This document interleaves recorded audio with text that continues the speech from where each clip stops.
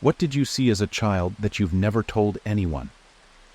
It had been the kind of question most people answer with half-lies and shrugged shoulders, tossing off harmless anecdotes about playground bruises or whispered secrets in school hallways. What did you see as a child that you've never told anyone? The kind of thing you'd share at a dinner party when tea softened the past. But when Delphine heard the question, posed so casually by a stranger in a podcast, her spine stiffened as if ice water had been injected into her vertebrae. Her throat dried out, and the sound of the dishwasher humming in her kitchen became impossibly loud, almost predatory. She pressed pause, the host's voice vanishing mid-sentence, leaving her alone with that question, one she had buried so deeply beneath layers of curated memory and practiced smiles that even she no longer knew if it had truly happened or if her mind had manufactured it as a defense mechanism. But that question, it had unlatched a door. No, a window. That window. She was 9 when she saw it, old enough to know the difference between dreams and reality, too young to carry what she'd carry for the rest of her life. The house they lived in then, her grandfather's estate, was a Gothic sprawl of uneven floors and crooked ceilings, a relic of old money that had dried out like forgotten fruit.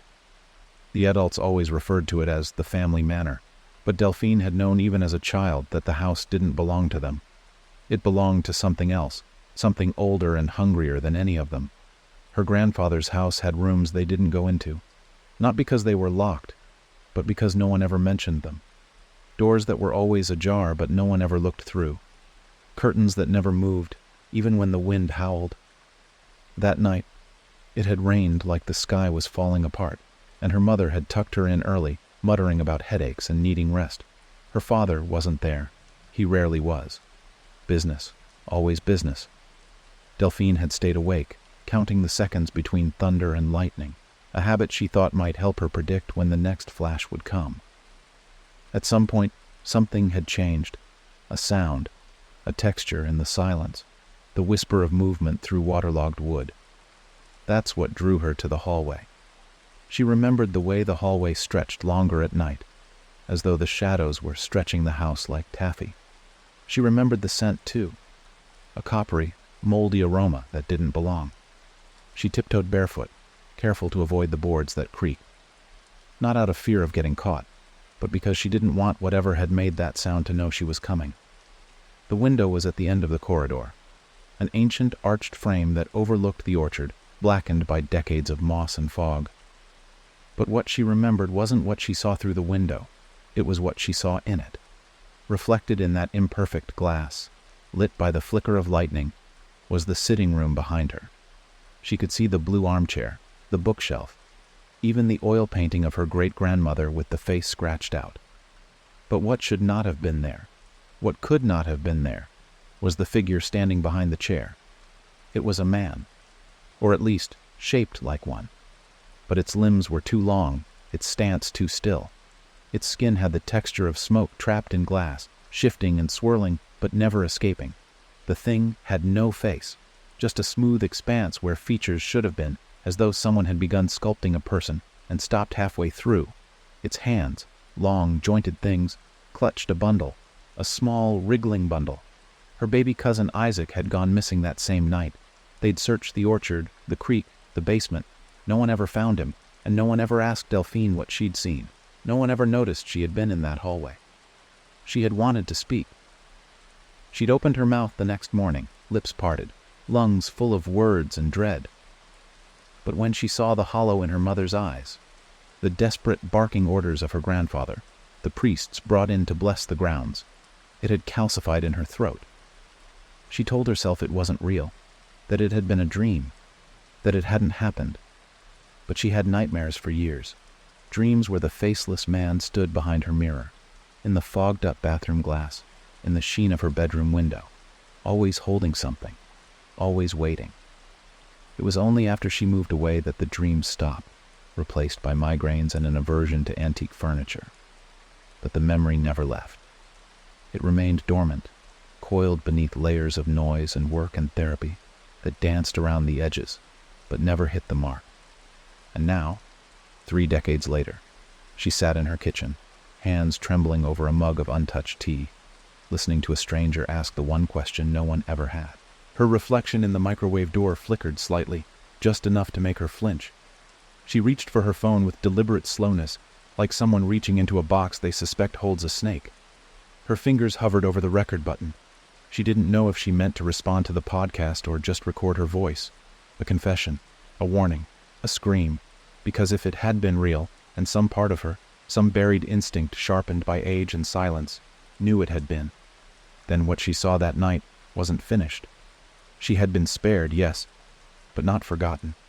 And sometimes, late at night, when the wind moves just right and the moon hangs low and yellow like a jaundiced eye, she swears she sees something behind the window again, not in the orchard, in the glass, watching, waiting. There were no more babies in the family, and maybe that was no accident. Delphine didn't remember hitting record. The red circle blinked on her screen like a slow pulse, waiting, demanding.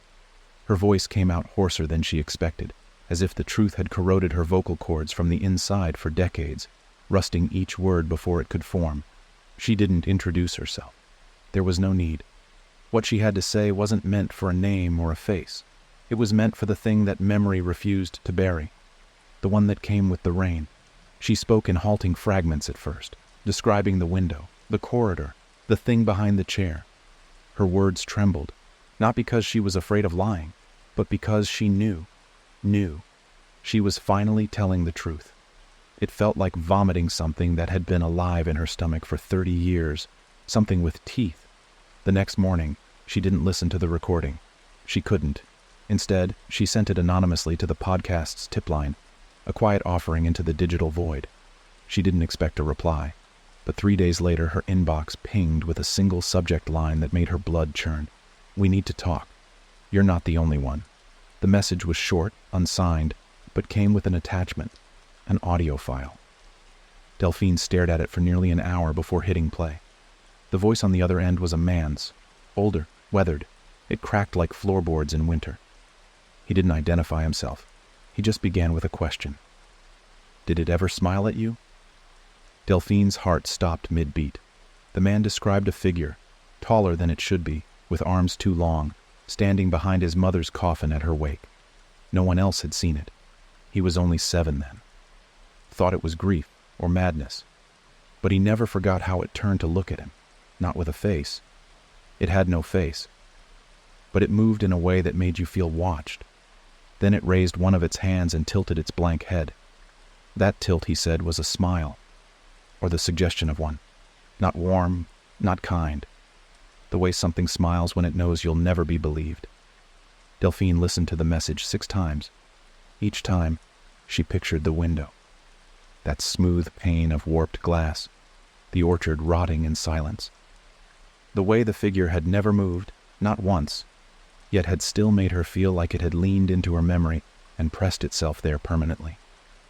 She responded without thinking, fingers shaking over the keys. "When you saw it, did it take something from you?" The reply came minutes later. "It took my sister. No one ever found her, just like your cousin. We're not alone." Delphine wasn't sure what scared her more, the confirmation that she hadn't imagined it, or the possibility that it was still out there, still taking. She needed to go back, not out of curiosity, but because something unspoken had been rekindled in her. That feeling from her childhood, when she had pressed her nose to the hallway wallpaper and tried to disappear into the wall just to escape the thing's gaze. She felt it again now, but sharper, closer. The manor had been left to rot after her grandfather passed. No one in the family had wanted it. It was still in Delphine's name, an oversight from a rushed will no one had expected her to outlive. She hadn't seen it since she was 15. The last family gathering before everything shattered for good. Returning felt like walking into a dream wearing clothes that didn't belong to her anymore. The driveway was overgrown, the fountain dry and cracked, the iron gates yawning open like a mouth mid-scream. The house stared at her with all its shattered windows and peeling paint, but it wasn't just age that had worn it down. It looked drained, like it had been feeding something for decades and was now empty, hollowed out by whatever it had once held.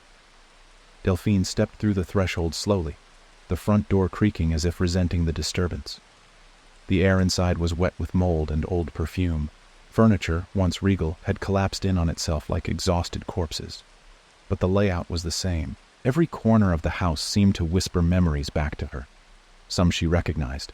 Others she had buried so deeply they struck her like foreign thoughts. The hallway was still there, somehow untouched. The window, though filthy, still stood. Its glass warped, its frame leaning slightly like a crooked grin. And just like before, she could see the reflection of the sitting room. She expected nothing. She told herself she had come for closure, for catharsis. But when she looked into the glass, her breath caught. Behind the chair, in the reflection only, stood the figure, exactly as it had been all those years ago. It hadn't aged. It hadn't moved. But it was there, waiting. She turned around. Nothing. The chair was empty. The room dust-choked and still. She turned back to the window. It was closer now. Not by much. Just enough. Delphine didn't scream. She didn't run. She pressed her palm to the glass, trembling, watching as its mirrored skin shimmered like disturbed water. The figure didn't respond, but behind it, in the depths of the reflection, another shape shifted. Smaller, human-shaped. Isaac, a child, not quite solid, not quite shadow, hovered just behind the faceless thing. His eyes met hers, not hollow, but sad, mournful, and trapped. The realization hit her like a punch to the chest. It hadn't killed him. It had taken him somewhere else, somewhere through the glass, and he hadn't been the only one. The figure began to lift its arm. Delphine stepped back, her heart hammering so hard it drowned out thought. Something told her if it pointed at her, just once, it would be over. Not death, not madness, erasure. Like dust swept under the skin of a world she wasn't meant to see. She fled. Out the door, down the gravel path into her car, tires shrieking as she reversed. She didn't stop until she hit the freeway, and even then, didn't breathe until the house was just a smear in her rearview mirror. But the image remained.